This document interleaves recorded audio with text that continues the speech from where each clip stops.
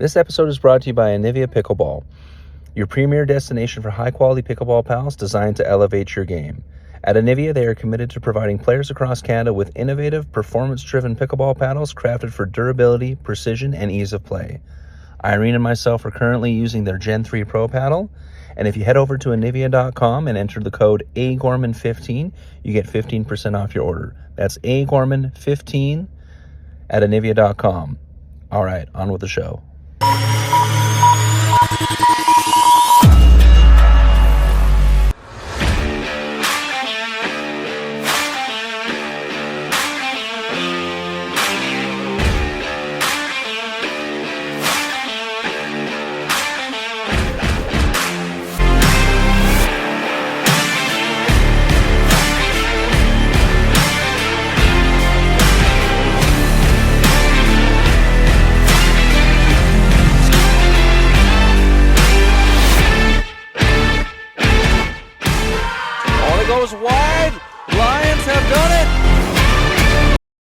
All right, welcome back, everyone. If you didn't see us 2 days ago on the broadcast, we got to fill in for the CNPL draft this week. That was awesome. How was it, Vic?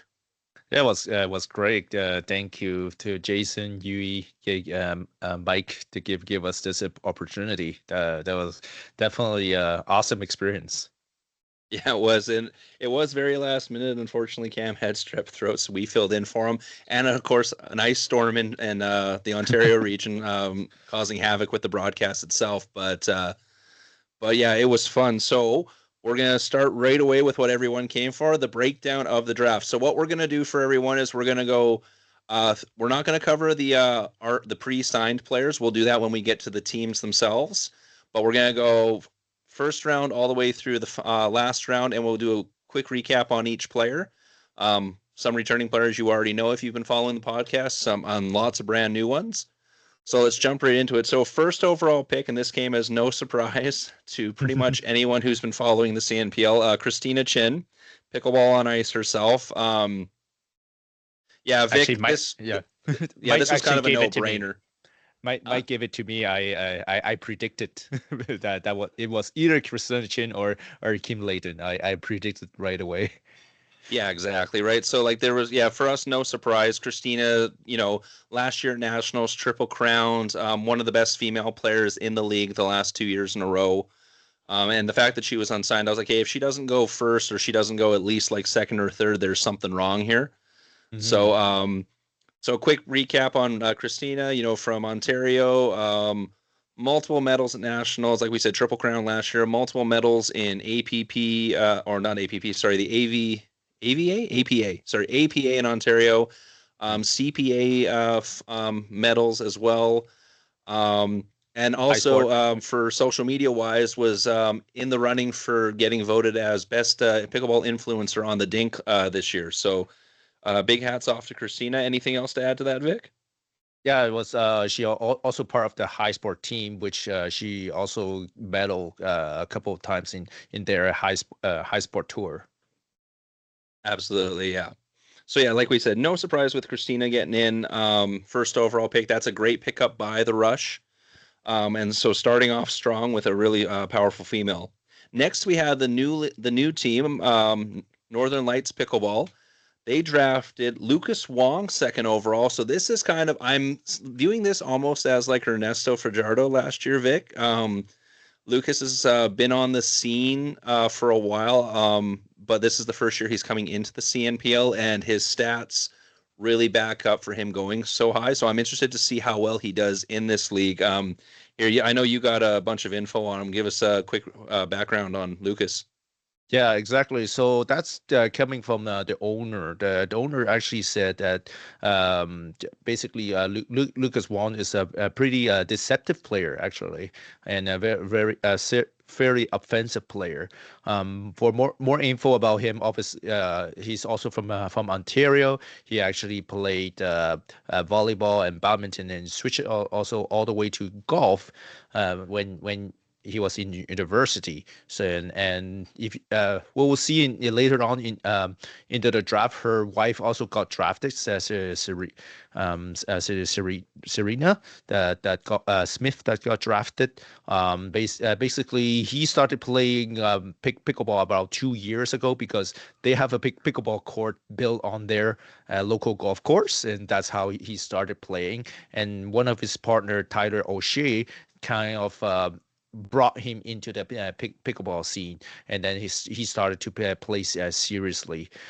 He's actually currently working at the Western University as the sport recreation program director, and he's also a director for the London Down Syndrome Association, and also teach pickleball part time. Awesome.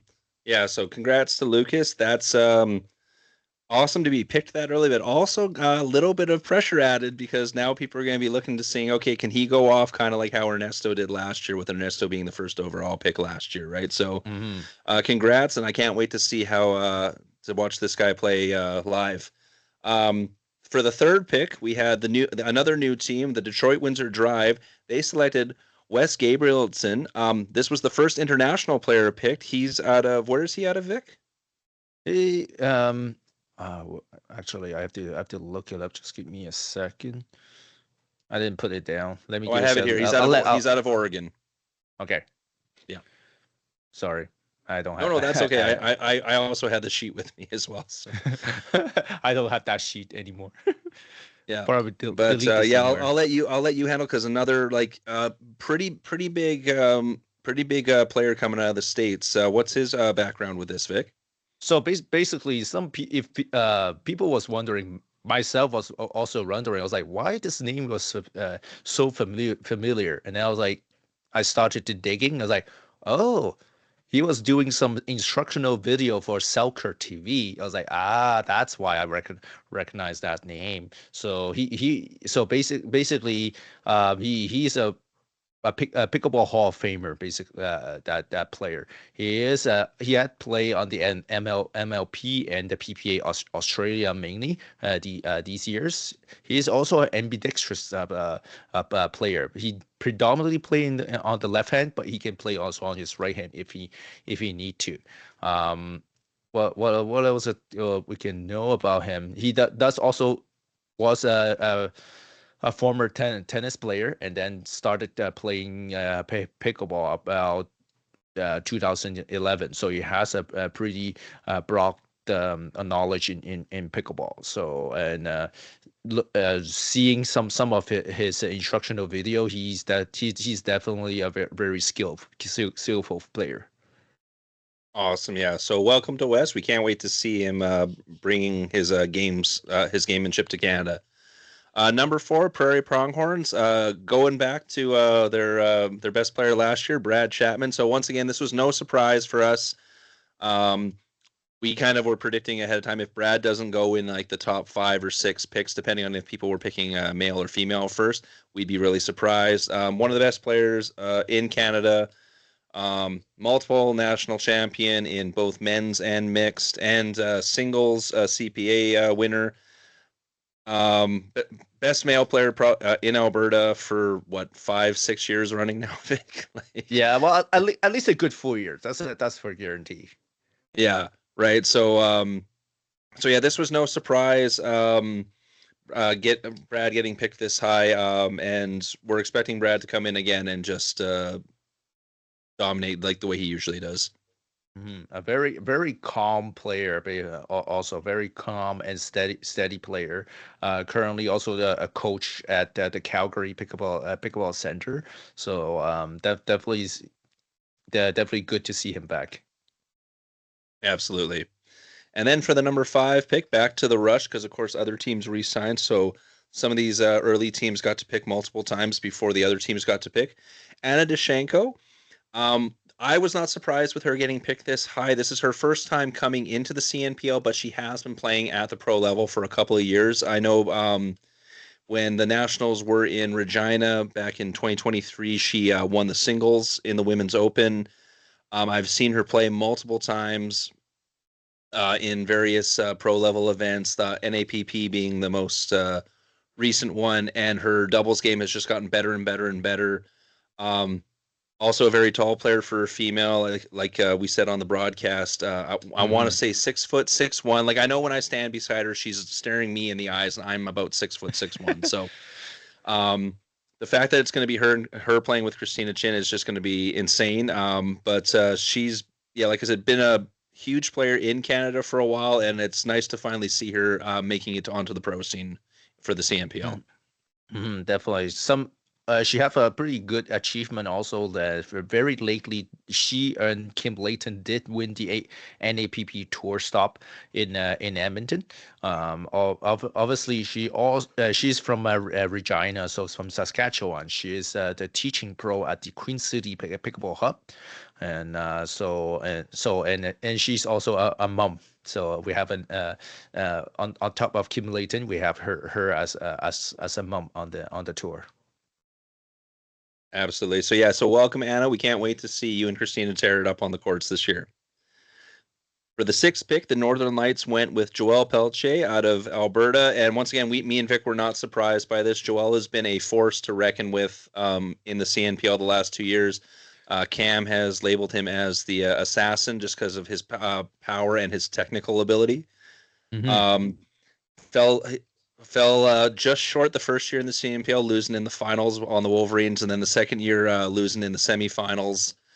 So he's been tasting that finals. It'd be nice to see him push it all the way this year. But yeah, so it's going to be really interesting to watch him play with Lucas and see how well that dynamic works together.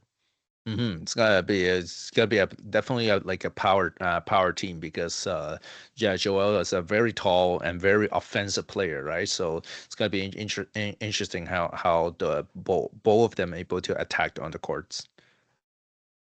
Absolutely. And then going back to the Detroit Windsor Drive, they selected Jonas Dahl here. This has been fun watching Jonas grow between the last 3 seasons with the CNPL. He was a late pick last year, but this year getting picked higher up in the draft, and I think it's readily deserved. He played very well last year.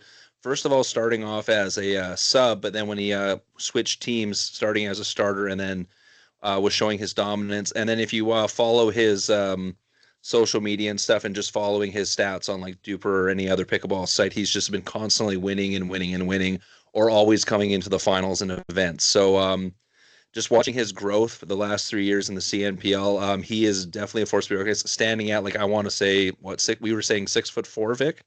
Yeah, it's about that much. Yeah, like very, and he knows how to use his length. Like I make the joke as a basketball player, you hate it when there's a tall guy who doesn't know how to use his size. This guy knows how to use his length. Oh yeah, definitely, and also yeah, he has a pretty good result. He actually won the latest APA tournament in Ontario. So congrats to him, and also he is the Duper 22 at the Smash Showdown winner. Alongside with, if not mistaken, he was with Jessica Kawamoto. So yeah, exactly. And then with the 8th pick, this was Toronto United's first pick because they had re-signed Matthew Kawamoto. They went with Maximilian Wild. This is another U.S. international player. And looking at his stats, I had a funny stat here that I was telling Vic about before we started the podcast. So if you go onto the pickleball.com and type in his stats, he's got an insane win-loss record. So I can't wait to see the dynamic between him and Matthew Kawamoto. It looks like it's going to be insane. What else do you got on him, Vic? I think he has like a 350 win or something record, which is very insane, right? Couple of things of him. He's from Minnesota, USA. He did play on the PPA tour, Australia, the very recent PPA Challenger Series in the U.S. Also another former college tennis player. He was able to climb up also all the way to top 40 at the PPA world ranking. So which is not an easy feat. So I would say congrats to Toronto United picking up this player. Seems he definitely seems to be a very dominant player. Yeah, so yeah, I can't wait to see how him and Matthew Kawamoto mix. Then with the number 9 pick, Pronghorns went with Kim Layton, and like me and Vic said, we were expecting Kim to go high. The fact that she fell to this and the Pronghorns got her and Brad Chapman, I think is it's a steal. If they play the way they've been playing together for the past like couple years, this is a huge mistake by the other teams letting the Pronghorns get this pairing. They have won nationals together. They've won provincials together. They've won pretty much any event you can think of that's happened in Canada. Kim and Brad have pretty much won together. Kim is a very dominant player. She's the best female player in Alberta as well, and also and as we said, one of the top females in Canada. And I said, and we were saying the only reason she might have fallen this low was because she is going to miss the first event for her daughter's graduation, which I don't blame her at all. As a father of 2 myself, I know I would miss an event for one of my kids' graduations as well. So I got a couple more years before that happens, but yeah, so I can't wait to see how Kim and Brad get to reunite in an actual league now and just go to town. This is going to be really fun to watch. Definitely, Kim has been always the powerhouse in the Alberta region. So she right now is the coaching pro at the Mega Court in Calgary, which is a brand new facility that just opened in Calgary. Congrats to her. But yeah, definitely probably a mistake from some of the teams let them the Pronghorns pick her. Yeah, exactly. Oh, and for Mega Courts, please host minor league pickleball in Calgary, so that way we have an Edmonton one and a Calgary one that we can do, because that'd be fun. All right, moving on to the 10th overall pick, and this was by the Rush. I'm apologizing in advance, Armaan, because I'm probably gonna mispronounce this name. Actually, here, Vic, I'm gonna let you do it.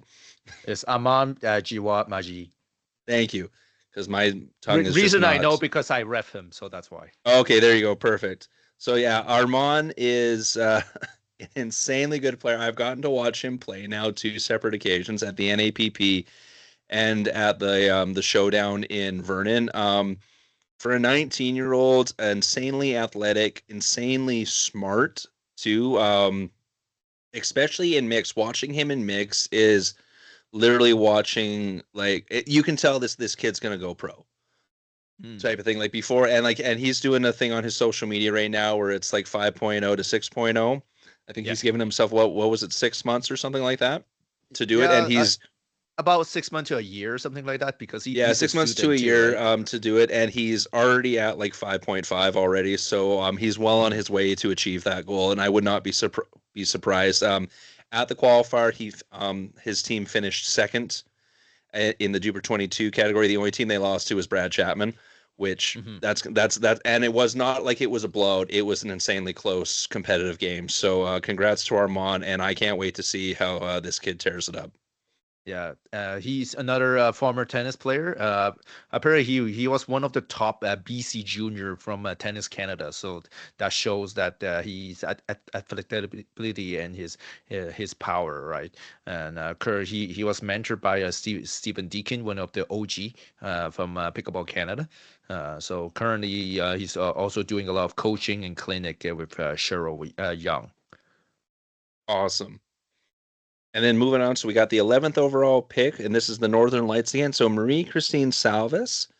Duper is insanely high. She's like a 5.8 on Duper. I wasn't super familiar with her, but I did pull up her stats, and she's got some very impressive wins. Like she's played in like the High Sports Tournament of Champions. Her and Jake Cassandra Laporte defeated Emma Lee and Carolina Hack. And like she's got an insanely good win-loss record on there as well. She's like, after winning the first game of a series, she's 26-0. So like has ice in her veins. Clearly, you got anything else on her, Vic? Yeah, just quickly from Jason, they're thinking that she is a fairly solid player, and that will be complementing Joelle Pelletier pretty good. They actually thought that she actually has a kind of a similar style of Ava Weeks, but a better even better counter puncher. So that's the reason why they pick her in order to complement Joelle. Yeah, and then that never hurts picking to complement players that you already have on your team, because chemistry, it does come down a lot to chemistry as well, not just skill. So I'm very interested to see how well Marie does in this upcoming season. Then with the 13 overall pick, back to Toronto. Oh, sorry, the 12th overall pick. Sorry, back to the Detroit Windsor Drive.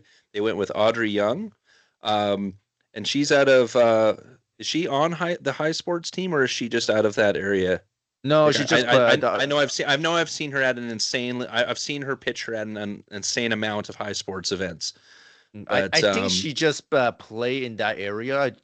I didn't really see her in the high sport team. I might be wrong, but I cannot even confirm neither. yeah.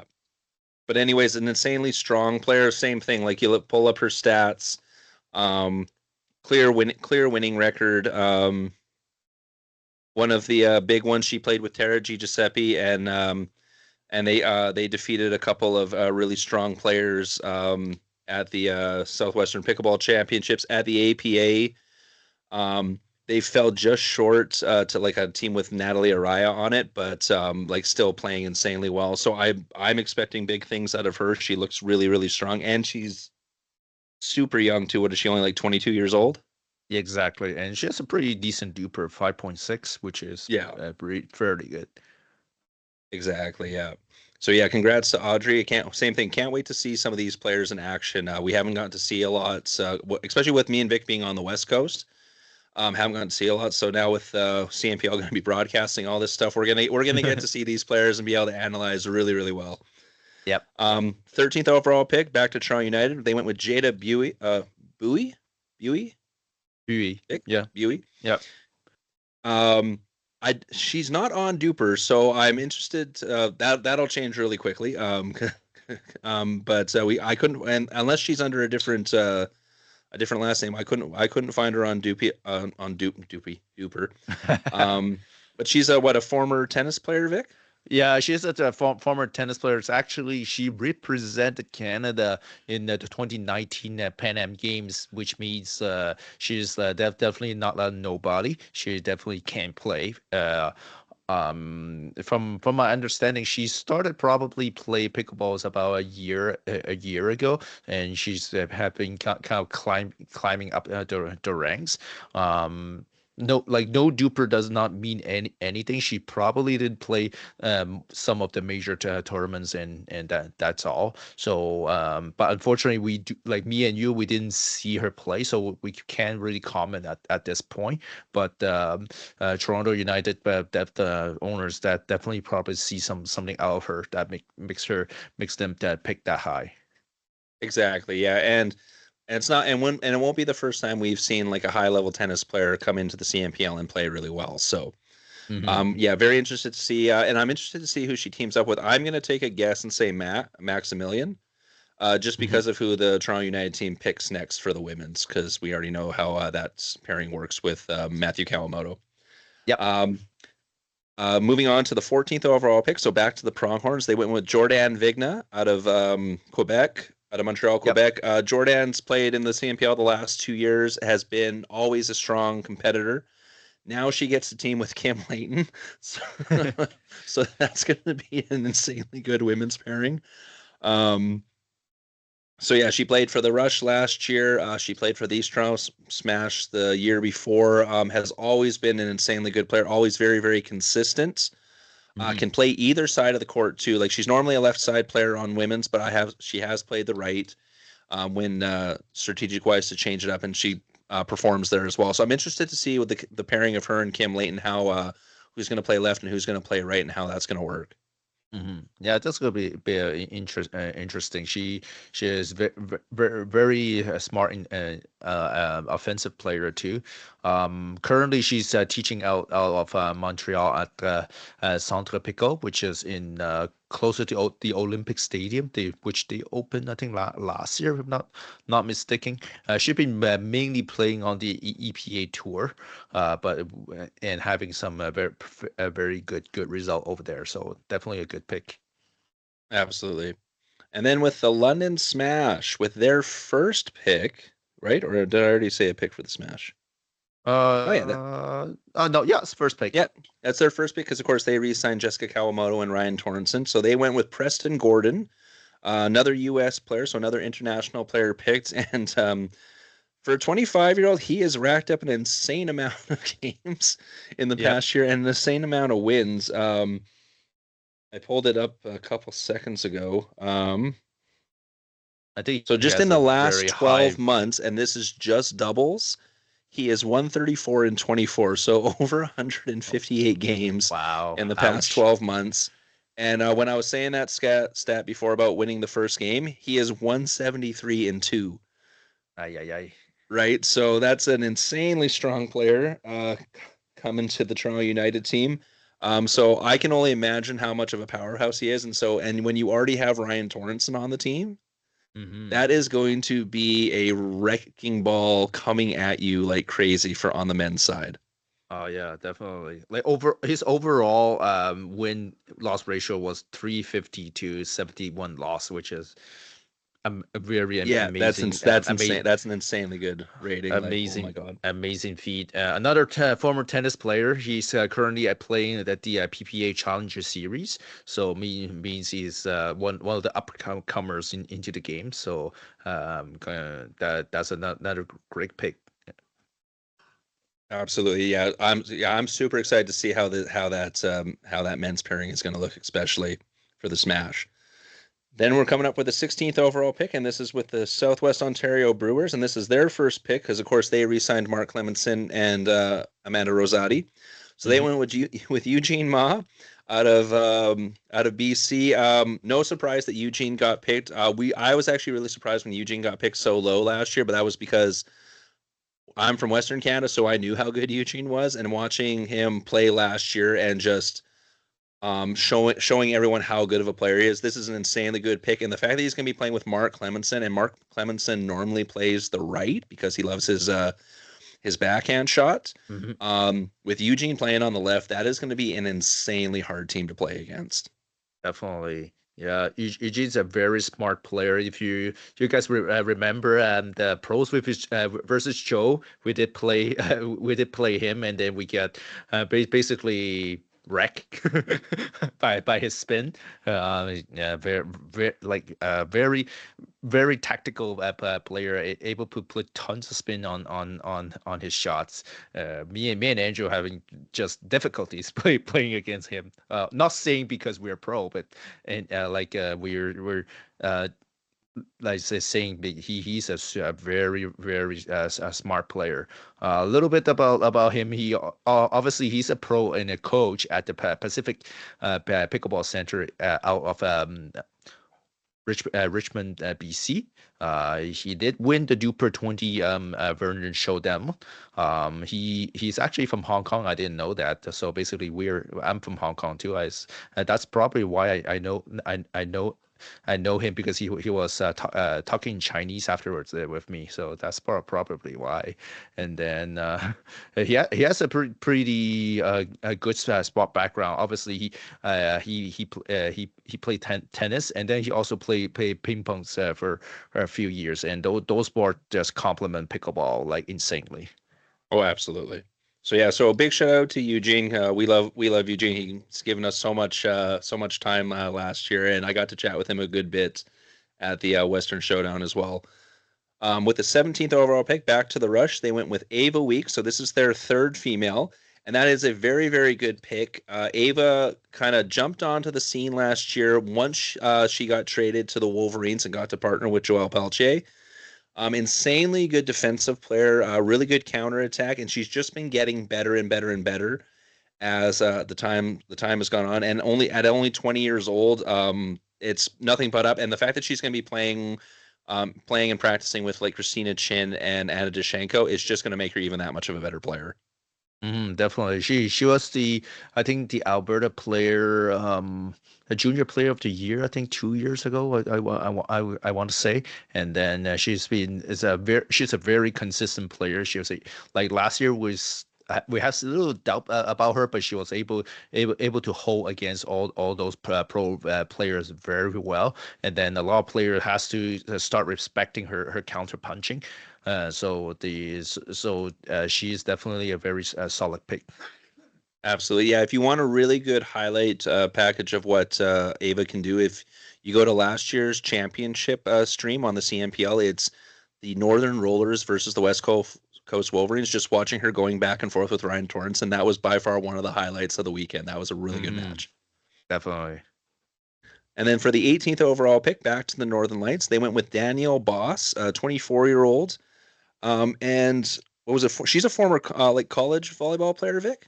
Yeah, exactly. I'm sorry. I've been kind of stalking people on Instagram.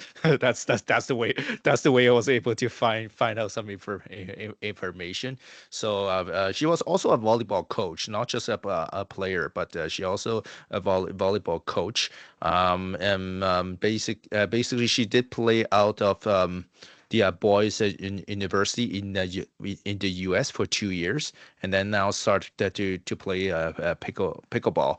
I don't really know her style, but based on what paddle she was using, she's saying she used the Neonic Flare Prime X, which is we call a standard, or we call that a wide body shape paddle. Means she's more like a steady counter puncher or a dinking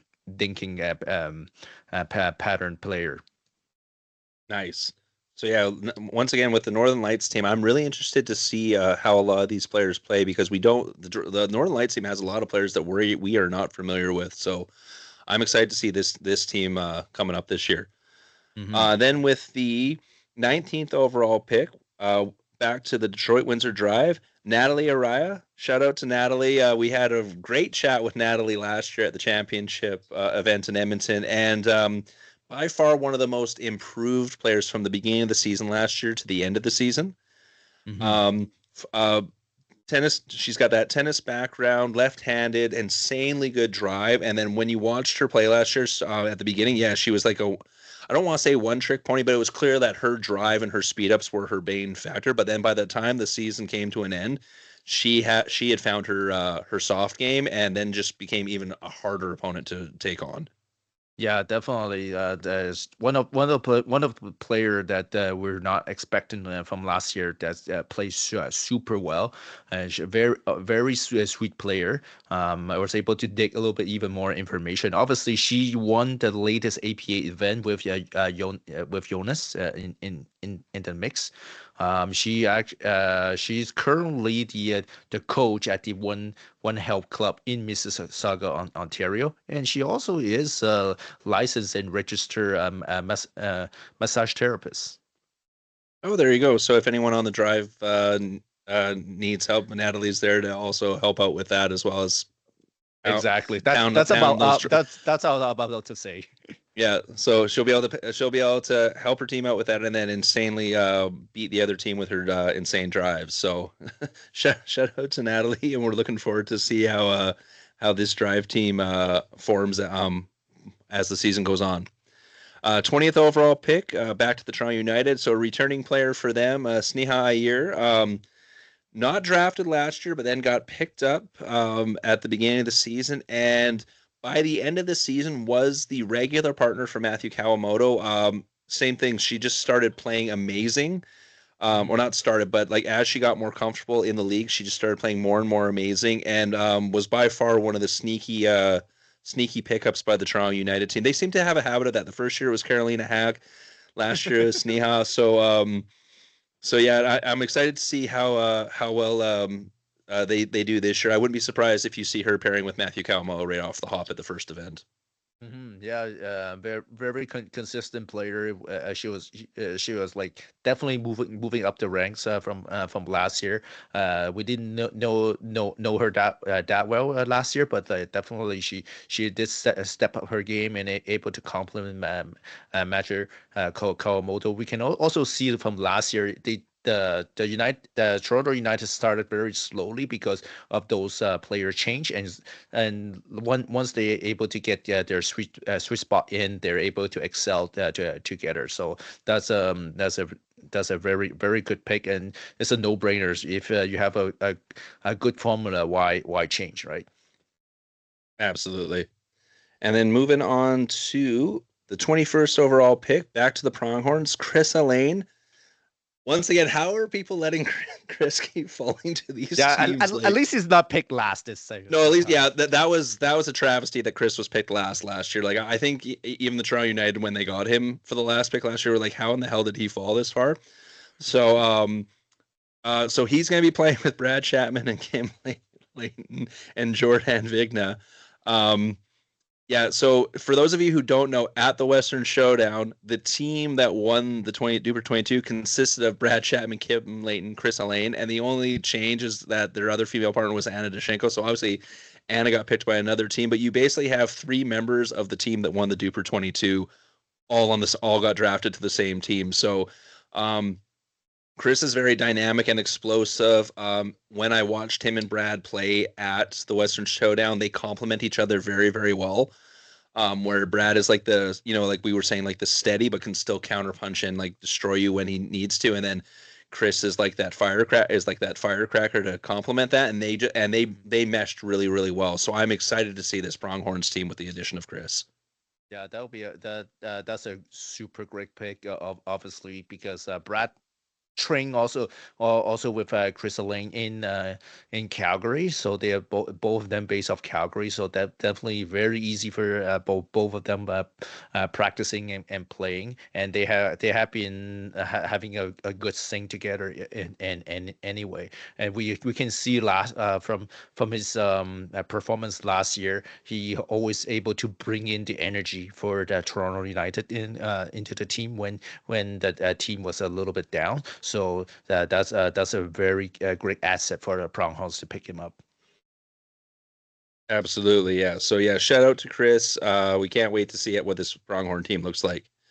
22nd overall pick, the London Smash went with Serena Smith out of Ontario as well, and she's Lucas Wong's wife, partner. I can't. Yes, I'm not wife. wife, Hmm. and yeah, 5.1 duper.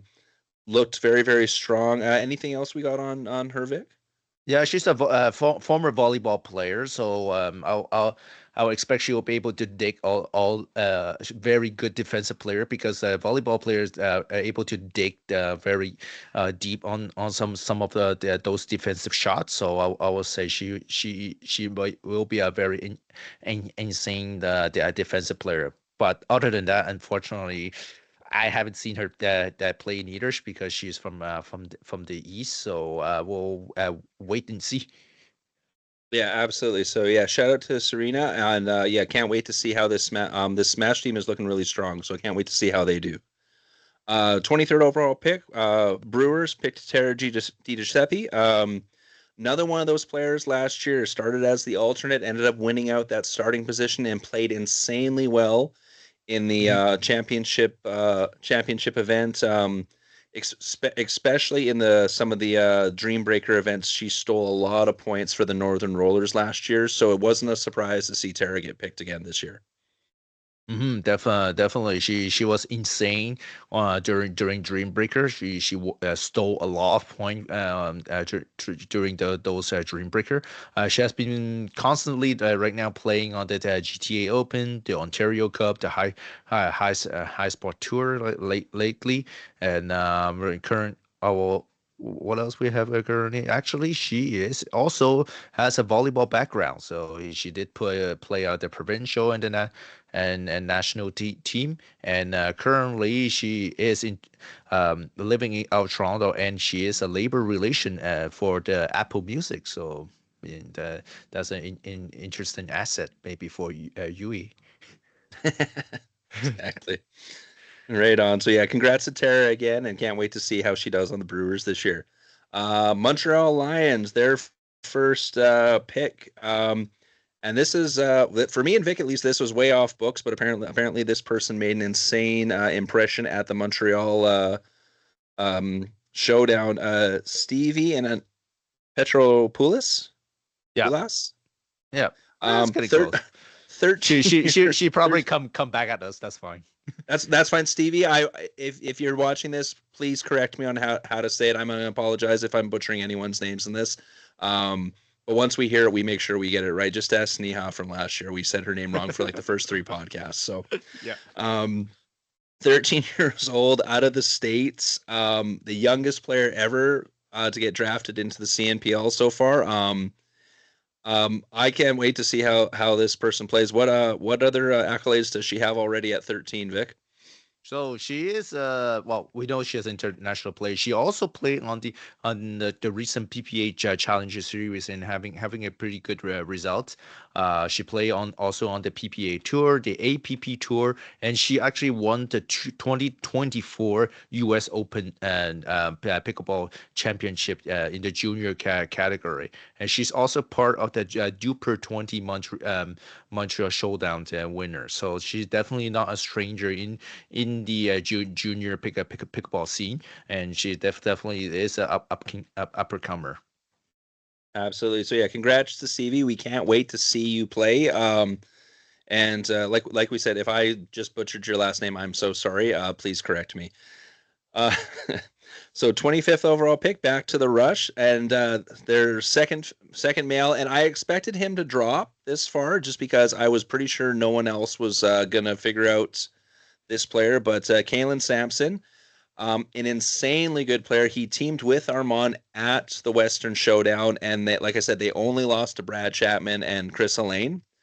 Insanely strong player. I actually have played against him in nationals 2 years ago in Regina. Me and Irene played against him in the bronze medal game at the 4.0 national. So this is back when he was a 4.0 player, and we did lose. I think it was like 15 to 12 or something like that in the 1 game to 15. But insanely good player, and just every time I've seen him play, he's been better and better and better and better every single time. So, and the fact that him and Armaan are already a kind of duo team, they already have that chemistry built in. I can't wait to see how the Rush play with this player joining the team.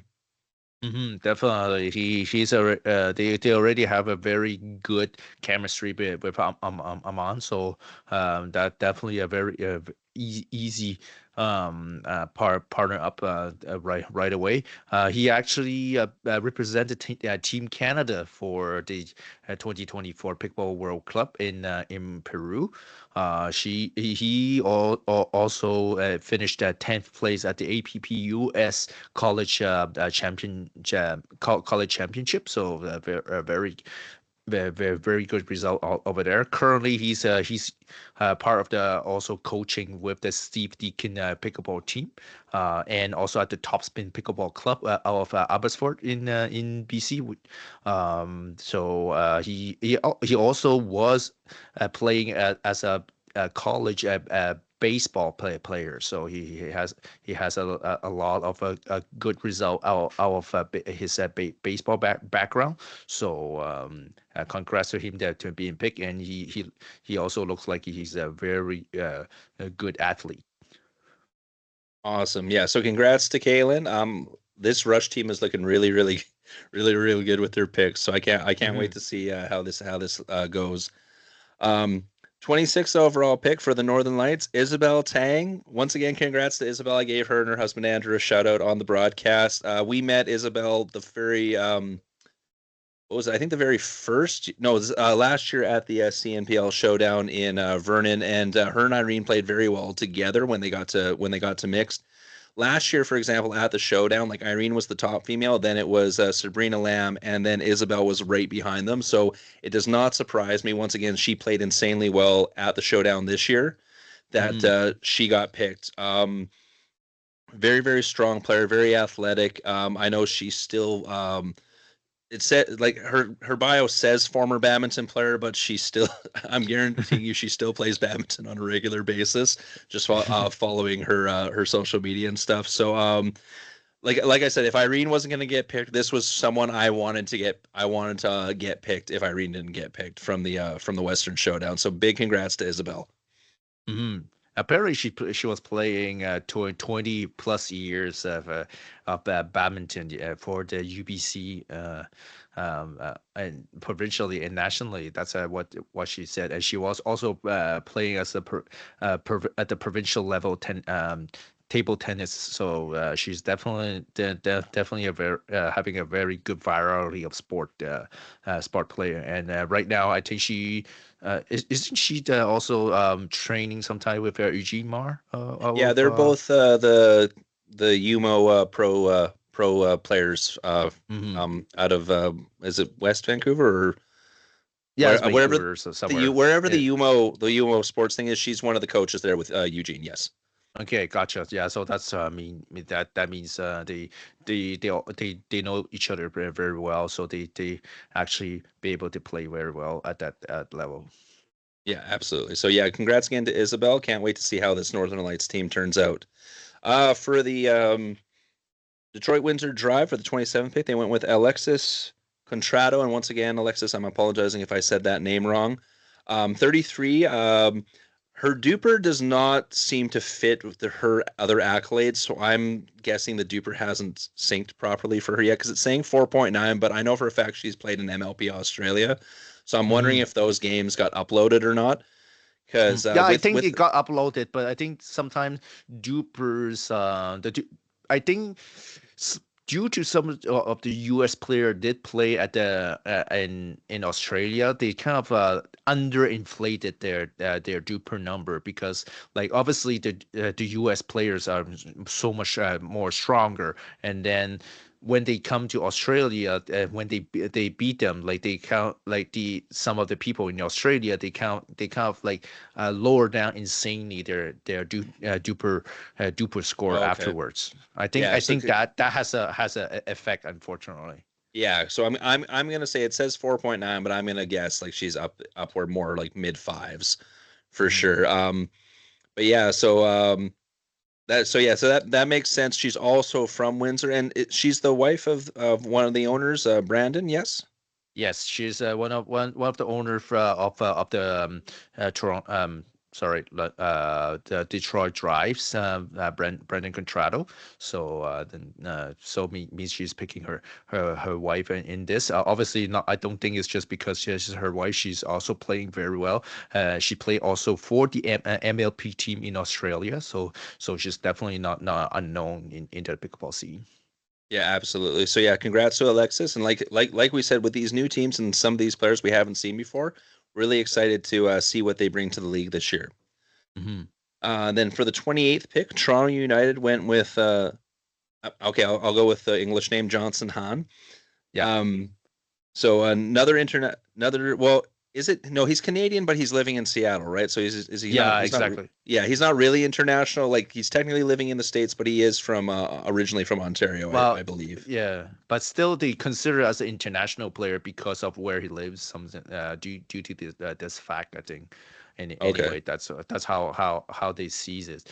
If you try to look up his duper, you won't find him because he's under the name of Xiao Hang. So that's the only way to find his duper. He's he's born in China, and actually he is a software engineer for Meta, so probably might help us for Facebook anyway. That could good help. We need all the help that we can. Yeah, Yeah. we need to get our brand out there more. So yeah, maybe he can help with that. But yeah, so and from what I've heard from talking to some of the Toronto United group and some other players, he's been performing very well, coming back and playing in a bunch of events in Toronto, and always Mhm. finishing in like the top levels all the time. Yeah. And he's a lefty, so he will bring some different dynamic into the games. Has some sports background in tennis and table tennis. I think one of his major achievement is he made it to the APP Sacramento main draw from last month and only lost to round of 16. So which is a pretty good achievement. Yeah, that is a very good achievement. So yeah, so congrats to Johnson. I can't wait to see how he does with the Toronto United team. So 29th overall pick, Pronghorns with their last female spot selected Antoinetta Tuskova. Returning player, she played for the Lions last year, at least for part of the season. Then I know she was released partway through, but I'm not sure what we never found out what the reasoning was for that, whether it was injury or whatever. Played well last year when she got in, and going off of how she played at the showdown, is continuing to improve and continuing to look to play really, really well. So I'm interested to see how well she plays, and we know she's going to get games in the first event with Kim Layton missing the first event, so it'll be her and Jordann in that very first event playing together. So definitely get to see her show her stuff at that first event. And I think also it's a tactical pick because she's currently the coach for the club PKL, which is in Montreal. So we know that one of the first event is going to be out east. So she definitely will be able to help out the players from Pronghorns, which is mainly from the west, to transition towards the east side of the Canada. Yeah, absolutely. And then with the 30th overall pick, the smash went with Stella Lee. Not a lot of stuff on her duper, but she is like a 5.3. I know she's played at a bunch of APA tournaments and like the Toronto Open and stuff. Anything else on her, Vic? No, unfortunately, I wasn't able to dig much in online from her, unfortunately. But I will expect having a duper of 5.3 means she definitely excel in those higher pro category. So congrats to her. Yeah, absolutely. So yeah, once again with this with the London Smash team, some of the picks they've made, I'm very interested to see how well these players blend with Jessica and Ryan coming back. So super stoked for this. 31st overall pick for the Southwestern Ontario Brewers, returning player to them, Kyle Hermetz. Great pick. Kyle's just been getting better and better and better. I love the dynamic they had with him and Gamond last year, with the two of them kind of subbing in on a rotational basis to see who, depending on what was needed, depending on what team they were playing. Very very complimentary for Mark Clemenson, and he's a very aggressive player, but then also knows when to slow the game down. He's got a very good quick attack. And just looking on his following along on his like Instagram profiles and stuff, constantly in finals or winning events in Toronto, like at APA, Ontario Cups, all those events. So a great player and clearly a great teammate, just going off of last year. So no surprise that the Brewers brought him back. Definitely, and a good shout out to him. Every time we post something from last year during our during the finals, he's the first one to like us. Yeah, I will give Kyle props. And even now, like, and the moment we post something, Kyle is literally, if not first, or like he's going to be first or second to like and like on it. So big shout out to Kyle. Thanks for following us so closely, and hope nothing but the best for you this year with the Brewers again. 32 overall pick for the Lions. We cannot believe she fell this far down. This is clearly a steal. Emily going to the Montreal Lions. Emily is played for the Pronghorns last year. Is a very, very good player, and she's just been tearing it up this past year since the CNPL ended, with events in Montreal and Toronto. She's been killing it. 5.6 duper. She's only 20 years old. This is one of those ones where this is kind of like the Chris Alain from last year. Yes, it's not the last overall pick, but I'm like, I can't believe she fell this far. Yeah, that was a steal. I was kind of expecting the Lions probably pick her a little bit earlier, but probably they have other priorities, and they also kind of betting maybe the other teams not remembering there's a Emily somewhere.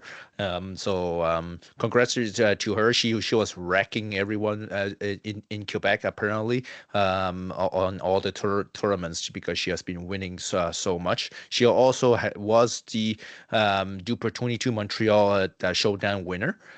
She's currently coaching at the Tennis Thrice, which is in Laval, Quebec, which is the outskirts of Montreal.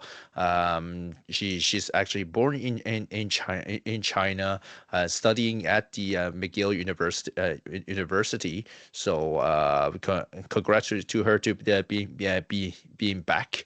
A very sweet player. I have a good interaction with her, obviously because I can speak French. So that helps a lot. But good to see her back.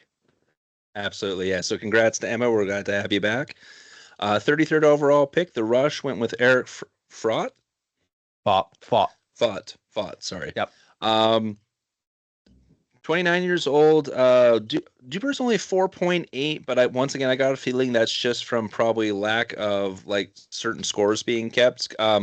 He did win the Duper 16, but I remember talking to Mike, and he was one of those players who signed up individually and then just kind of got tossed together with a ragtag team, and then he cleaned out the Duper 16. Like basically every match he was in, it was like a 21-9 type game. And so he probably belonged in like the Duper 20. It was just that because of not being able to find partners, he got tossed into that category. But clearly made a really good impression. So I'm very interested to see how well he plays. And he's from, is he from Vancouver as well? I think he's from Vancouver. Let me take a look. Do you have the list, or I can pull out the list? Give me a second. Here. I will assume so. Where is that? And he was because he was at the. I remember watching him play actually at the Vernon Showdown. Yeah, because he won the Duper 16 in Vernon. Yeah. So yes, just went from. Very good player, and the fact that he's in Vancouver as well, he'll be able to train with Caelan and Armaan. So that's going to be a big help for that. And we should not sleep on that neither, because people probably didn't realize he's related to Top Fought. If people remember that name, he's one of the player at the MLB Challenger League with the Heartaches, which they made it to the I think to the premier this year. So Top Fought was really a very good player for the MLB. We're talking about the US MLB Challenger League. So definitely able to bring in some power in there. Absolutely, yeah. So congratulations to Eric. We can't wait to see what you bring on the court this year. Northern Lights went with Graham Hillier, another Ontario player, Duper of 5.2. I know he's played on a bunch of like APA tours, GTA Opens and stuff like that, and played really, really well at the Showdown. So it doesn't surprise me that he's caught in the eye of Michael Chow and Jason. Yeah, unfortunately, I don't have much on him. Jason and Chow didn't give me much of a bio for him, unfortunately. But if Chow did caught an eye, means he definitely he's a pretty good player. There's no way Chow is he's a very a good player in for pickleball himself. So definitely, if he caught an eye on him, means there's something out him that they saw him. Yeah, absolutely. So yeah, congratulations, Graham, and we can't wait to see you bring it on the courts, and then and this, yeah, like I said, this Northern Lights team is looking very, very interesting. I can't wait to see what they how they do. Then with the Detroit Windsor Drive, Evan Holinski, Duper of 5.3. Same thing. Out of Ontario, plays a bunch in the GTA Open, CPA. He played it, and he did really well in the CPA, didn't he, Vic? Yeah, he did. They did a very good result out there. He's one of the CPA Pro also. So, they actually he got signed by a CPA, if you remember. So means that there's no he's definitely not a nobody. Just unfortunately because me and Andrew we're from West, we don't see those players as much in Ontario. That's the reason why we don't have more information on him. But this year, definitely when we'll be watching him, definitely we'll be able to dig more out of it. A little bit more also info out of him. He's a coach and the program manager for the future pickleball courts that they'll be opening. It's called Pickle Barns in Essex, Ontario. So out of the closer to London, Ontario, they will actually build a 16 indoor and a 10 outdoor court facility in fall 2025. And I think he's also related to that pickleball barn owner. So that will help a lot for the drive team to find some places to play. Absolutely. And then 36th overall pick for the Toronto United. It can't be the Toronto United without Carolina Hack on the team. Score of the championship winning point in the inaugural season for Toronto United. Insanely good player, great team player as well for Toronto United. I was going to be very surprised if she didn't get picked this year. And that same thing has been playing in the finals or in like the top like semifinals levels of all of the major events in Toronto, APA, GTA Opens, all the high sports events, like just going nonstop. And a wonderful person to talk to as well. Yes. We got to chat with her a bunch at the championship in Edmonton last year. So I couldn't be happier for Carolina. And that's just another great player of Toronto United's adding to that team. Yeah, and a little bit more description out of her. She's actually born from Brazil, and then now she's now in Mississauga as a pickleball coach. She also is the CEO of GC5. And also she has also some tennis and squash background that complement her game. Absolutely. So yeah, like we said, glad to see Carolina back in the returning to the league and staying with Toronto United. Like we said, wouldn't really be the Toronto United team without her on it. Definitely. 37th overall pick by the Pronghorns for their final pick. This is your boy, Vic, so I'm going to let you announce it. Oh yeah, definitely. This Jacob Ogawe, our junior of the year of last year, local from Edmonton. He's a duper was definitely on the rise because he has been just wrecking everyone into the Edmonton region. All our OG in Edmonton get beat by him like handily now, so we're all scared of playing him, kind of. He did. Whereas me as I love playing him. I've only beaten them once, but I'm gonna put that feather in my cap and they were always really good games. They're always super close, like two third set games with him and Shea. But yeah, an insanely good player, only 15 years old. I was so happy when they lowered the age limit for the CMPL because I said if they lower it, get your name in there.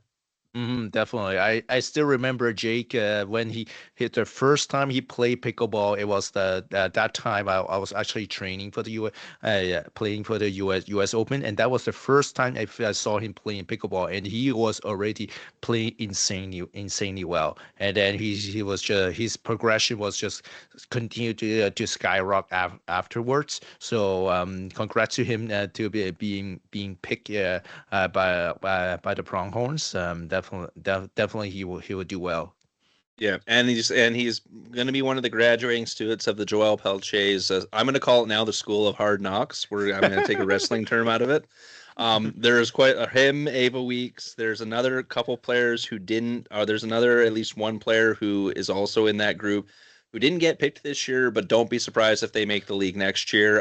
Joel Pelletier's got this good crowd of young players that have been training under him, and Jacob's one of the first ones now to get into the CMPL. So super stoked for Jacob.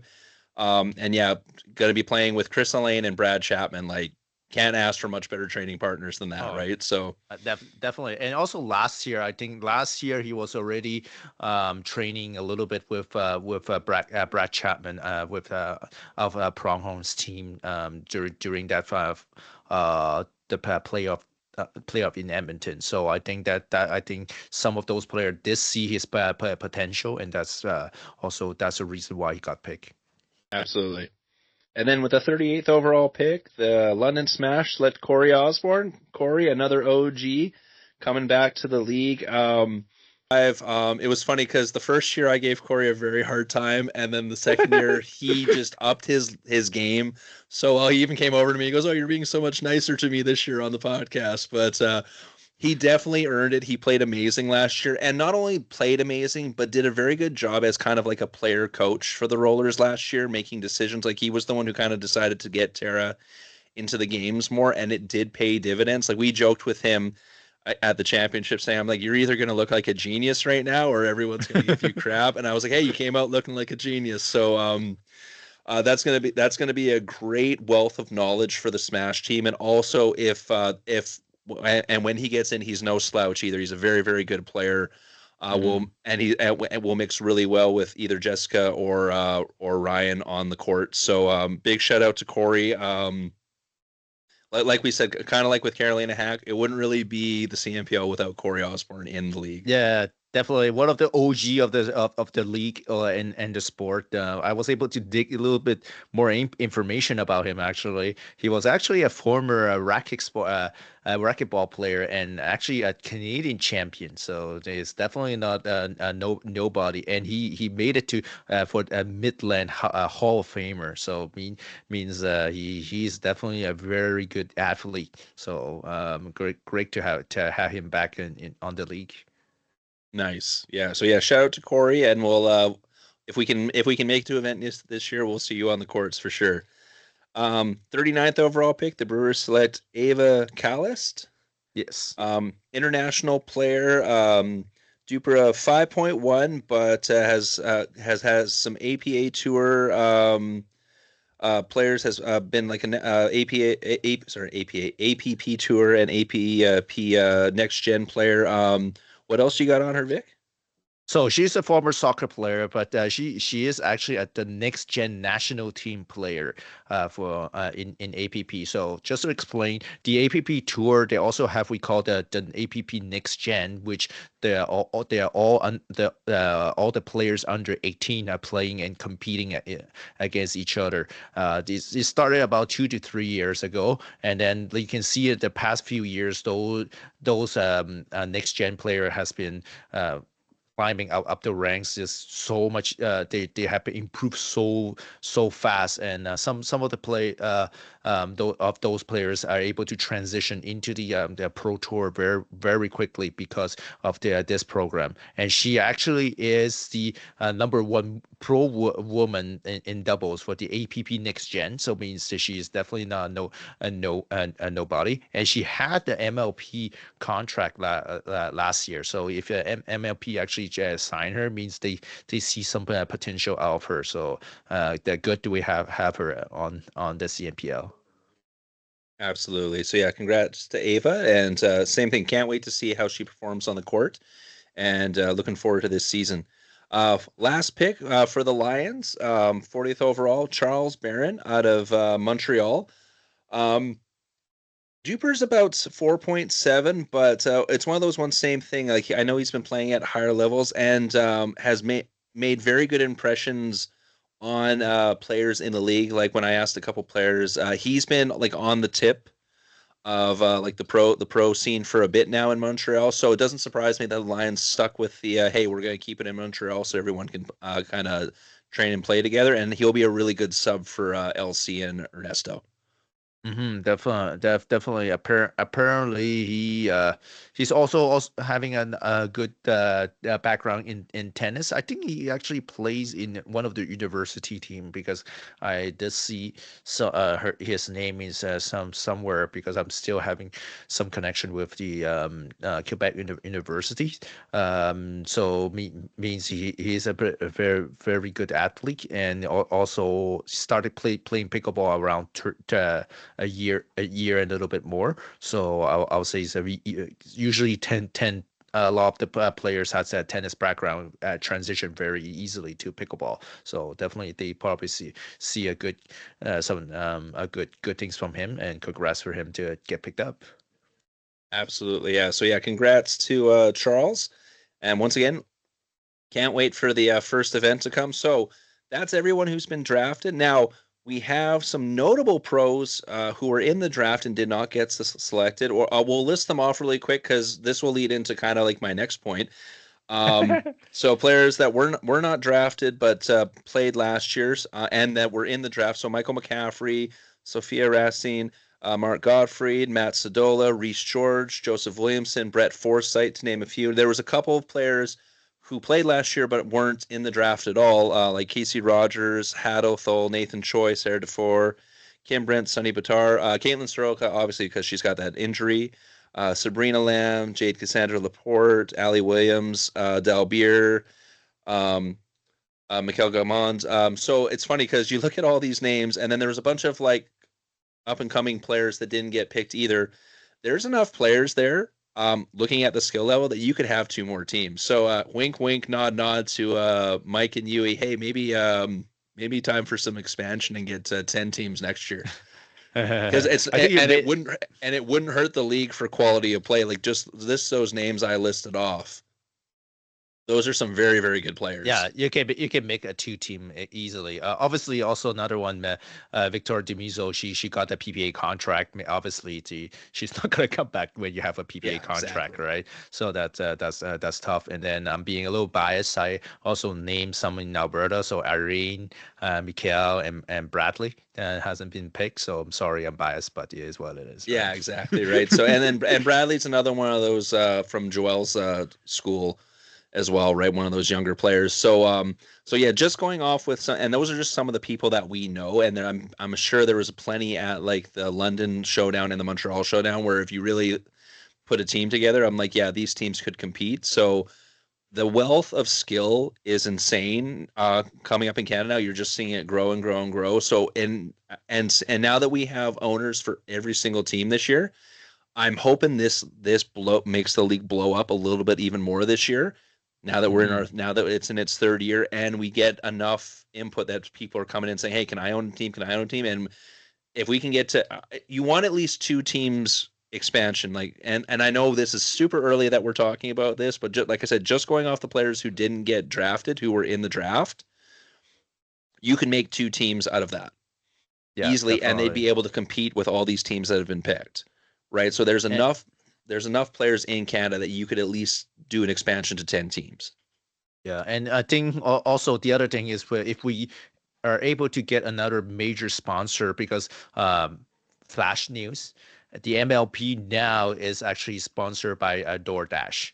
So the MLP in United States just got a major sponsor with DoorDash. So it means there is some major big companies are looking to sponsor the pickleball scene. So if the CNPL can grasp one of them, that will also help for the expansion. Exactly. Yeah. So, and Vic, you have some interesting facts. I'll let you run through these because this was your little looky-loo that you did. Go ahead. Yeah, I did a little fun facts. So the oldest male, obviously, is our OG Corey Osborne at 55 years old. Our oldest female is Carolina Hack and Kim Layton at 43, 2 months on the tour. Actually, there's 3 months, I think, with Anya Dyachenko. Youngest male will be actually Jacob Agowi at 15, and the youngest female is Stevie at 13. We have overall 22 returning players, including the players that have been pre-signed, and we have only 14 that's on the draft that has been returning out of those 40 picks. We have 5 international players. Our average age in the league is actually 29.27 years old, and on the draft is 29.45 on the draft. So it means it's pretty young. So I don't fit into this category, unfortunately. Well, hey, we called it. We said sub 30 this year, right? Yeah, that's true. You and this makes me feel bad because I'm going to turn 38 this year, which means I'm 9 years older than the average viewer. Ouch. That hurts. Hey, look, one of the best female pros is 43. So I'm totally fine. Like, I know I'm not there yet, but that's showing that it's clearly just a number. Kim's, like we said, one of the top females in Canada, and she's 43. So she's got this locked down for us. Yeah. For those of us who are over 30. Yep. And the average duper on the draft is 5.149 for your information. Awesome. And we are going to see that go up and stuff because this year, of course, with Duper being a sponsor and with the official rating system, the games this year are actually going to count towards people's dupers. So you're actually going to see that on the stat sheets now. Mm-hmm. So we are now going to go into the teams themselves. And like we did last year, me and Vic are going to do our way too early predictions. And this is a lot harder this year because there's a lot more players that we are not familiar with. Yeah, so we exactly. we might need a little bit more crow this year. So we'll see. Because we were actually pretty close last year. Like we had the top kind of 5 locked down. Yes, we had them in different orders to a degree, but our top 5 were pretty consistent. And we gave ourselves a mulligan for Toronto United last year because we were doing them with Hannah Blatt returning, and then of course that didn't happen. So we said the Toronto spot where we put them was a mulligan. So when you shoveled everyone else up, then it looked we were actually not too bad with our rankings. So So quick recap. So starting with the Lions. So we have, of course, Ernesto Fajardo returning, Luis Charles Mott returning, Anne-Sophie Courteau returning. Then we have Stevie, we have Emily, and then Charles Barron.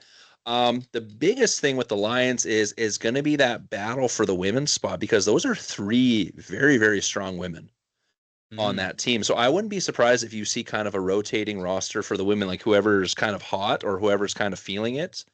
That one. I'm going to give the first starting spot just for now to Anne-Sophie because her and Ernesto were a really, really good doubles team last year. And by the end of the year, she was also an insanely strong player on the female side of things, too. So I would say, at least for the first event, that's who's getting at least the first starting spot. And then between Stevie and Emily, I wonder if they kind of rotate the games and see who kind of meshes the best with LC on the mixed side. Yeah, exactly. Sorry, being biased again.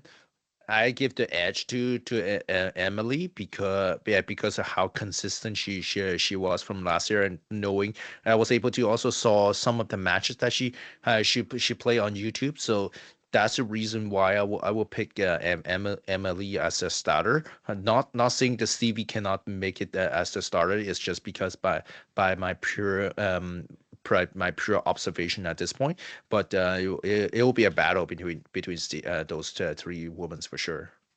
Absolutely, yeah. So yeah, I'm very interested to see. And then the average duper for the Lions is a 5.3.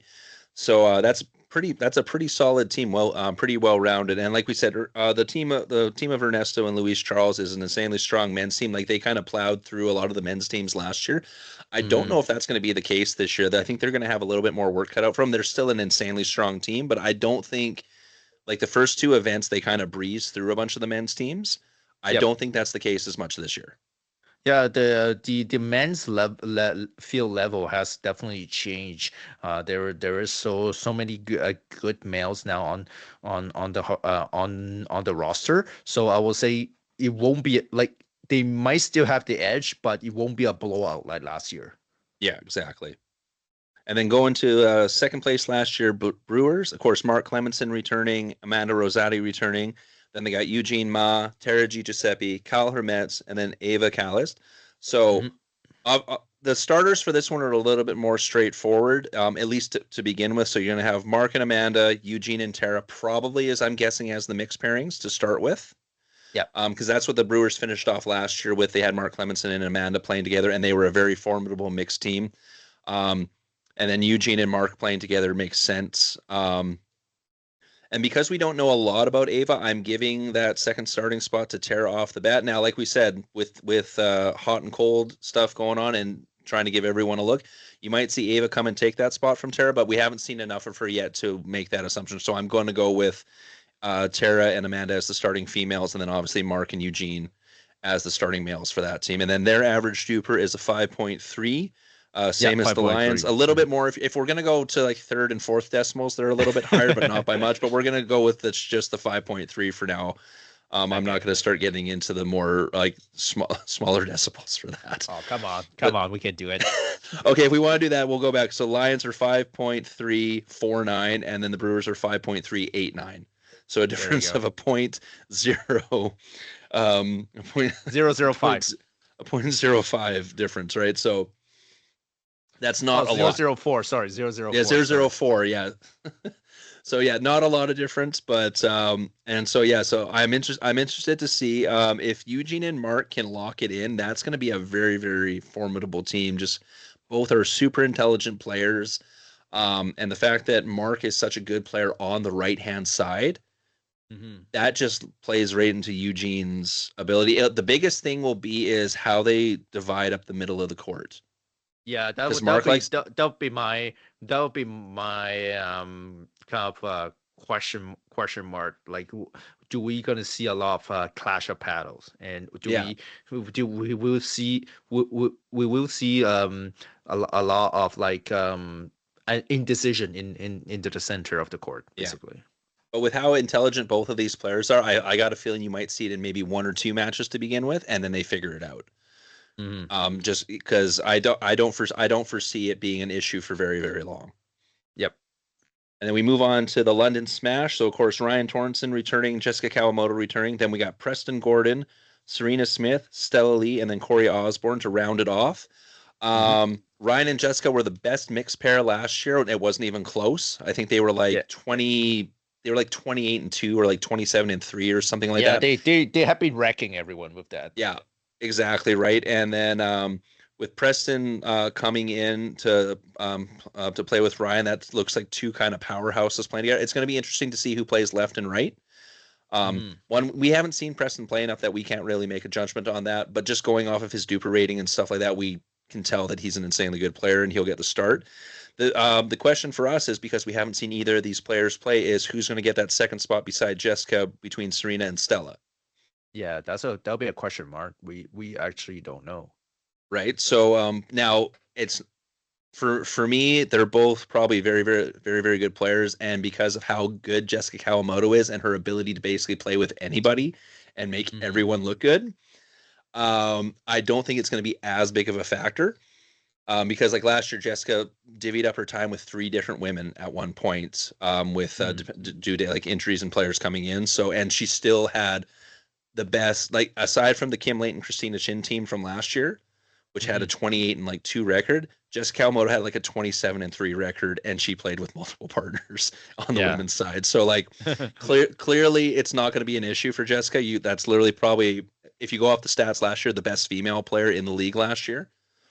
So it's going to be really interesting to see how strong the men's team is and then how the mixes go. We know it's going to be Ryan and Jessica to start, and then it'll be Preston and one of the 2 other ladies for the other one. And then you have Corey able to jump in when need be and also be able to offer his insights. So that's a really, really good looking team. And they are a 5.605 combined duper. So that's going to look really strong. Super high.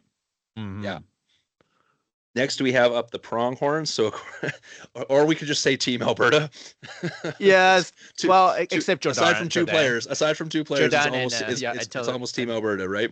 So we got Brad Chapman, Kim Layton, Jordann Vigna, Chris Alain, Antonetta Toskova, and of course Jacob. Obviously, Brad and Kim are a team. Jordan and Chris are a team. The starters for this are set, but we know that Antonetta is coming in. So I'm wondering if they're going to team her with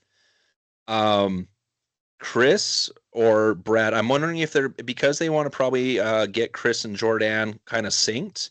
I wonder if she'll play with Brad that first event because Kim's going to miss it, just to kind of focus on getting Chris and Jordann like properly synced up. That way when Kim comes back, because her and Brad already play together all the time, so that's not going to be something you have to work on the chemistry for. You know what I mean? Yeah, definitely. Yeah, and then with I would expect that too. Because that I think that will sync up well. Also between Jordann and Chris, especially with the explosiveness of Chris. Yeah, exactly right. So, it'll be interesting to see how much Jacob gets in. I got a feeling he'll come in and sub to give Chris and Brad a break, and it's not going to be a drop off. You know what I mean? Like and because he can go and train with them because he's from Alberta as well, they'll be able to get those reps in and get them customized to playing with both Chris and Brad. So don't be surprised if they feel they have a good shot against one team, or if they're just trying to give Brad or Chris a break, that you see Jacob sub in more routinely than maybe some other subs. Definitely, and we have seen, right, last year, if you're able to utilize all your six player, you actually have a better chance overall of a winning record rather than just you using your all four starters, right? Yeah, and this year with how stacked the teams are, it's not like you're taking a big drop off for your sub players. And the Mm-hmm. Pronghorns actually have the highest combined duper rating at 5.618. So Mm-hmm. just a little bit over the Smash. So that's a very, very strong team. It's going to be very, very interesting to see how that goes. Mm-hmm. Next, we have Toronto United. So returning player is the only returning player, Matthew Kawamoto, which no surprise why they kept Matt. Probably if not the best, one of the best male players in Canada. Then you have Well, Max. he's the franchise player. Yeah, Basically have yeah. Matt If Kawamoto you're in the starting if face. you're starting your team, this is one of the people you pick to start your team with, type of Yeah, deal. exactly. Then of course Maximilian Wild from the States, Jada Buey, Sneha Ayer, Johnson Han, Carolina Hack. So this is interesting. So the two male starters locked up. We know that, Yeah. right? You're not going to bring a high level international player over and not start him with Matthew Kawamoto. The women's side. So I'm going to definitely say Sneha is starting, and she's probably going to team with Matthew, just because they were such a good pairing last year. I got a feeling they'll start with Jada, with Maximilian to start the first event and see how they mesh. And then, of course, you have Carolina able to sub in and be able to play with anybody when need me. But this is the team because Jada doesn't have a duper and we haven't seen her play. We don't know if she's going to be kind of like Anne Sophie, where she came in, you could see the tennis background. At the start of the season, like she had to work on her thinking game a little, but by the end of the season, she was locked in. I wonder if we're going to see that, or if she's been putting in, if she's been putting in the work and she's been working on that soft game. The fact that she's also from that area and she's going to be able to train with Matthew and them all the time will be a big help for her. So I'm interested to see. The big question mark is how Jada blends in with this team and how her and Sneha are going to play and how her and Max are going to play together. Yeah, it's going to be interesting. We'll see. That will be kind of unknown until we see it. Yeah, exactly. So because Jada doesn't have a duper rating, the average for this one is 5.58. But after one event, we'll probably see where Jada is, and we can kind of make a guesstimate of what her actual duper setting would be. So that might change the team's team's overall average. Definitely. Detroit Windsor Drive. Of course, you have Wes Gabrielsen, Jonas Daehler, Audrey Yeung, Natalie Araya, Alexis Contrado. Once again, I apologize if I say that wrong. And then Evan Holinsky. This is the one where we know two of the players on this team. We know Jonas and we know Natalie. They're a very good pair. I would assume they're pairing together to start the season, right? So Wes, his credentials themselves speak for themselves. It's just going to be now how well does him and Jonas play together? Who's taking the left? Who's taking the right? Right? Like traditionally, Jonas is a left side. Right? Traditionally, Jonas is a left side player, and West is lefty though. West is lefty though. Oh, he's a left. Okay, yeah. So there you go, left and right. So now it's just how much is each player going to take the middle? Yeah, same problem. A little bit same problem with Mark Clemenson and Eugene, right? Yeah, right. So it's going to be interesting to see. Now, obviously, they're both really good players, and they'll probably be able to work that out fairly quickly. As someone who's played with lots of lefties, because I actually have quite a few in my club here. Once you figure it out, it's actually not like some people say it's so hard to play with lefty. Not really. Like as long as you're communicating, it's very, very easy. And the fact that both of your forehands are in the middle, it just makes it even easier for to do shake and bakes. Definitely. So yeah, so the big question there is between Alexis and Audrey, who's taking that second female spot? If we just go with who got picked first, probably Audrey gets first nod to play with Wes off the start. But I wouldn't be surprised if you see them rotate those two players in to start the season to see kind of who blends well with who. Yes, definitely. Yeah, because unfortunately, we don't have enough information at this point. We're just going by pure guesses. Exactly, yeah. And so the average duper rating for that team is 5.521. So not as high as you would think, but that's also there's a couple players in there that, like we said, they got deflated because playing over in like Australia and stuff. Yep. Then we got the Northern Lights team. So Lucas Wong, Joelle Pelletier, Marie-Christine Salves, Danielle Boss, Isabel Tang, and Graham Hiller. So obviously Lucas Wong, Joelle Pelletier, two very, very dynamic players. Once again, interested to see. Wait, is Lucas left-handed or right? I don't think he's left-handed. Okay, okay. So then, interesting to see who plays left and who plays right between the two. I got a feeling they might depend. They'll probably do a practice together, and then I wouldn't be surprised if Joelle makes the nod. Joelle kind of says, "Okay, yeah, you go ahead and try," or you might see them switch between games, right? And then I would say probably just going off of picks that Marie-Christine Salves and Danielle Boss will be the starting females, but don't be surprised if Isabel gets some play in there. For Graham Hiller, I got a feeling he'll be coming in basically to give at least this is the going off the start of with the picks. He'll be going in to give Lucas and Joelle a rest more so than actually just rotating in to see what blends well. Like this is kind of like you have your starting two males, and that's what it's going to be. And then Graham's kind of like the sub to give someone a break. And because we don't know, like I've seen Isabel play, and I know Isabel's game really well, but I haven't seen these other two ladies play. So I'll go with Marie, Christine, and Danielle to start. But don't be surprised if maybe they rotate Isabel in to see who kind of blends well with who. Yeah, definitely. And then for the rush, I think the starters are locked up for this one. So Christina Chin, Anna Dyachenko, Armaan, Ava, Caelan, and Eric. So it's going to be Armaan and Caelan starting males. They already play together all the time. And then obviously it's going to be Christina and Anna as a starting. And then the nice thing is you have Ava in there to give someone a break if they need it. Exactly. Right. And then that's what it's going to be Eric's job too. Like I don't foresee, unless someone is playing really, really bad, I don't foresee him overtaking a spot right off the hop. It would take a couple of events for that to happen. He's going to be kind of more of the sub player because and that's just from watching Armaan and Caelan play together already. They're already so dynamic and they communicate so well already that you do not have to build the chemistry there. Right. So the biggest thing is can Christina and Anna get the chemistry down right away? Same thing. Who's taking left? Who's taking right? Yeah, because both are predominantly left side players.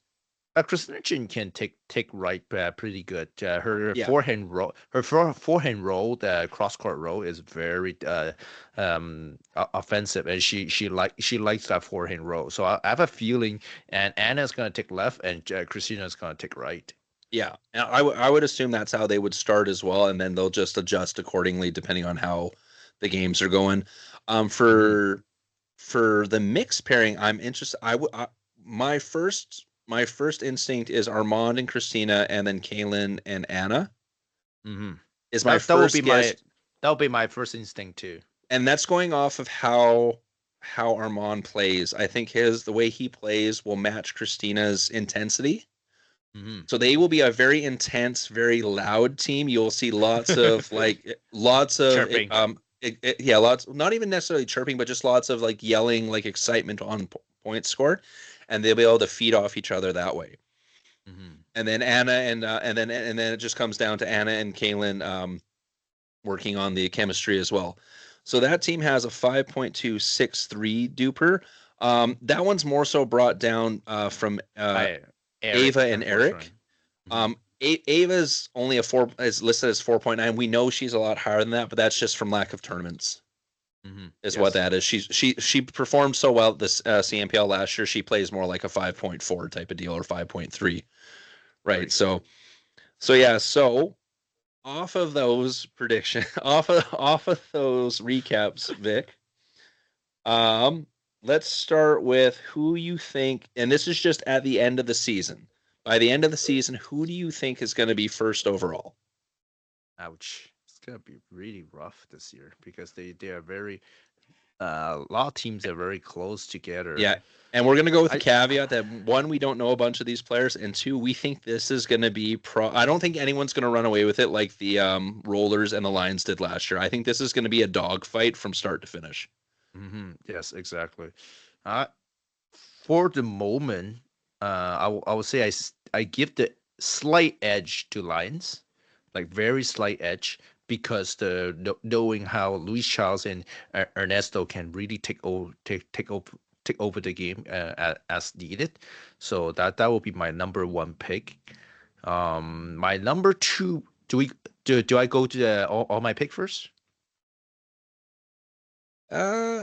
Yeah, let's have you go all the way down, and then I'll do mine all the way down, because mine will be different from yours, because I do have a different number one. Gotcha. My number two pick. I'm actually really debating between the Rush and the Pronghorns. I'll give the edge to Rush though. It'll be my number two pick. And then I'm guessing Pronghorns at 3. Pronghorns at number 3 pick. Yep, exactly. Okay. My number 4 pick is now it's getting tough because there's a lot of variability due to those unknown player, right? Yeah. I will give it to Brewers. Will be my number 4. Okay. Then I will actually give number 5 to Drives. Then I'll give number. I have 6, 7, and 8, right? I'll give number 6 to Smash. Okay. Okay. What else I have left? You got the Lights and Toronto United.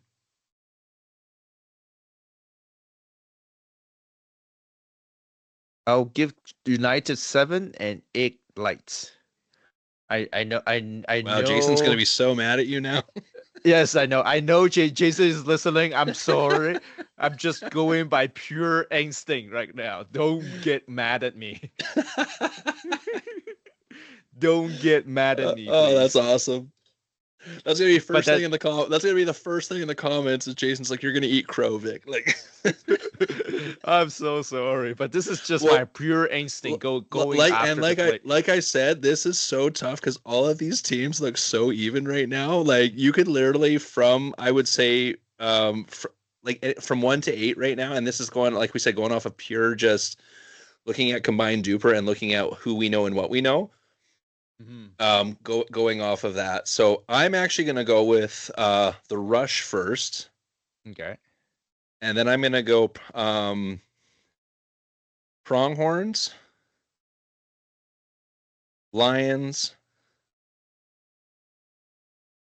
and then Smash, just because of Jessica Kawamoto and Ryan Torrenson right now, and I'm gonna be really surprised if and like you said, once you get past 4, it's yeah, but once you get past 4, there's almost no way you can. Yeah, it's literally interchangeable. So I got United, Lights, Drive, and Brewers. I'm probably gonna go Brewers at 5.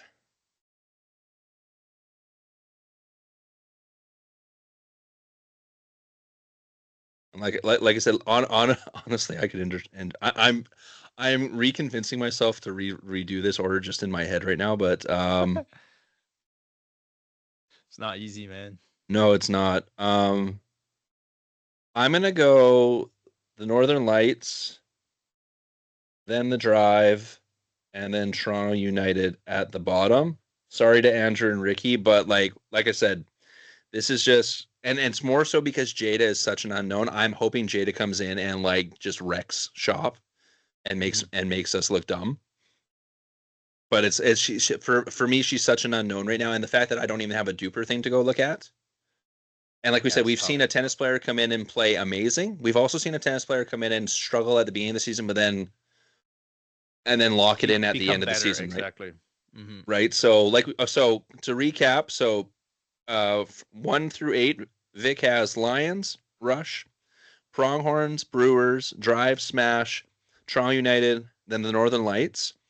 I have Rush, Pronghorns, Lions, Smash, Brewers, Northern Lights, Drive, and Toronto United at my 8th spot. And like we said, honestly, for me, 1 to 8 is almost interchangeable. Like after I think we should almost do after every event this year. Yeah, we have to because do like a revamp of power rankings, type of thing, because these teams are so close that I'm kind of going off of who has built-in chemistry right now. Mm-hmm. So that's why I put the Rush and the Pronghorns, because you have the built-in chemistry of like Armaan and Caelan. Christina has shown she can pretty much play with anyone, and then Dyachenko is no slouch. The Pronghorns, you have the built-in chemistry of Brad and Kim and Brad and Chris. And Chris has played with Jordann in the very first year of the CNPL. He played with Jordann. So you have a built-in chemistry with that team. Mm-hmm. And then the Brewers, I stuck after that because it's like Mark Clemenson just won't be denied majority of the time. Right? So, like, and then the fact that he's got Eugene with him as well makes that men's team very formidable. And then, like I said, so then it's like, and then I also had the Lions, the Lions up there as well, because of course you have 3 returning players from that championship winning team. So that's kind of our way too early predictions, and this was a lot harder than last year. When we did it last year, it was a little bit easier to do it, and we were almost dead on. I'm really interested to see how it goes this year. Why does this keep moving on me? I stop touching stuff. Yeah, there. Yeah, last year we were pretty good. Also because we know most of the player, we have better facts about those players. Versus this year, like we only have 16 returning players from those 40, right? So we have like a big majority of players that we actually do not know. So that brings a lot of unpredictability on the player, and also some new excitement to our tour. Absolutely. All right. So that is pretty much it for the recap show. Tell us in the comments who you think is who your standings are going to look like for your way too early predictions. Let us know how wrong me and Vic are. I know, I know Jason's going to be in the comments right away giving us crap for putting the Northern Lights. I know some owners just gonna start racking at us for sure. Yeah. Well, and that's what I want though. I want promote your team. I want fans, I want owners, I want players to come in and say, hey you guys are so wrong. This person's going to look amazing. Right. And let us know that. Right. So like, I really want that interaction. So other than that, this weekend, actually, so by the time this podcast comes out, I don't know if the event will be done yet, but the first, since the showdowns, the first minor league pickleball event is happening in Burnaby, BC at IHOP. I know UEC Lau is going to be there, probably getting lots of good footage and stuff. So we're going to also be following that this year. So I'm going to try to find where I can post like the final scores and stuff like that, at least for the finals. Because like we said, there's been players every year who haven't been drafted get called up. The minor league pickleball, if you were a player who played in the showdowns and didn't get drafted, but you were draft eligible, go and play in these minor league events and go wreck shop. And then teams are going to be looking at you to see how well you're doing. Mm-hmm. Right. Yes, because and then so this weekend, the Burnaby. Yeah, exactly. So this weekend we got the Burnaby one. 2 weeks from now, me and Vic are actually going to be playing with Irene and Anya at the in a pickle at the Yeg. And we're in the Duper 20. There's no Duper 22 for that one right now, but we are going to have to go up against Jacob and Ava and their team. So I'm looking forward to that. Let's see if we can take out Parapro players. And then the one after that is at the Vaughan and High Sports. Do you remember what date is that one, Vic? I would expect in April 20. Let me take a look.